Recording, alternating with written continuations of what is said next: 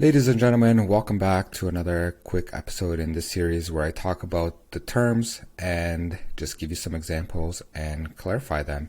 Today I'm going to talk about all the misses, and by that I don't mean the ladies, I'm talking about misconceptions, misunderstanding, misinformation, malinformation, and etc. So when you hear these words, I think that is a red flag that you are probably being misinformed by the very people saying these words. Now, I come from communist Romania, and my family grew up during times where government had full control. Now, I know that propaganda can be a very crazy thing, and a lot of people are very susceptible.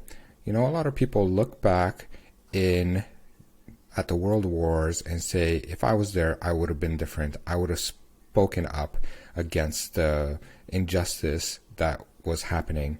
As a matter of fact, I don't actually think that very many people would have the courage, because right now in Canada, people are not speaking up for the very basic things that are happening.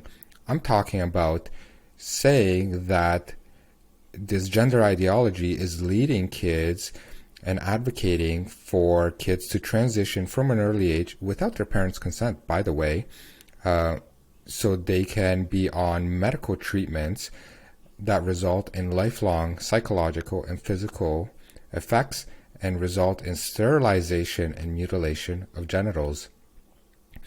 Now, when you hear these things, they say, that's misinformation, malinformation, etc.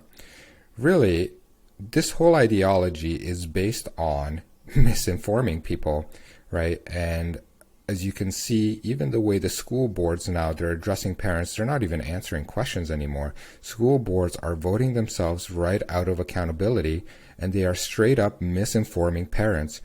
When I had my delegation and I was doing the research, I've noticed that the surveys, for example, used to solicit minors on their sexuality.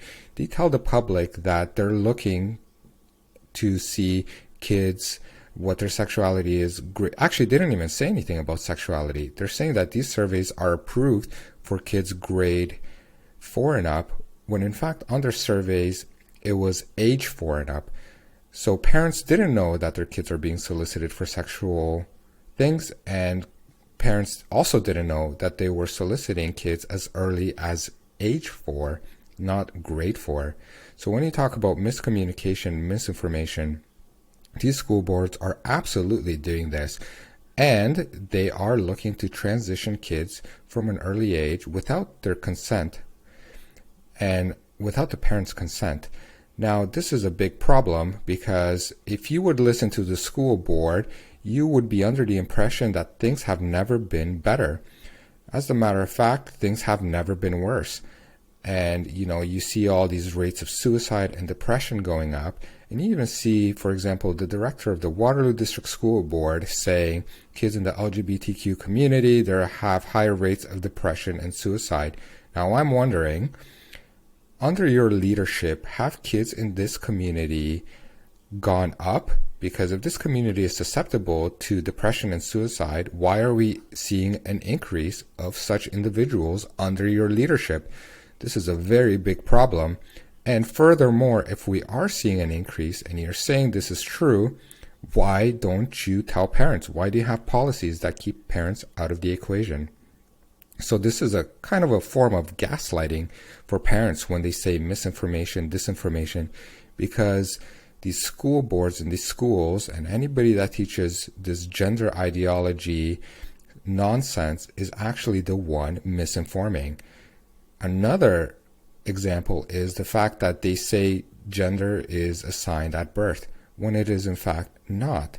I mean, sex is observed at birth. You can say you're a boy or a girl, and the doctor just has to have a look, and you observe, got a penis, boy, got a vagina, girl. And it's as simple as that. So when you see misinformation, malinformation, just know that these terms are gaslighting terms, because at the end of the day, all the words that are being used defy reality, and they're very ironic. And I've talked about a bunch of these terms. So don't be fooled by the things that you read, and know that it's probably going to be the opposite. And there's a lot of things that are going inside the schools, which is why I've dedicated this YouTube channel, because I follow the school boards really closely. So let me know what you think, and if you've heard any misinformation, disinformation, and all the misses over here, let me know in the questions and in the comments below.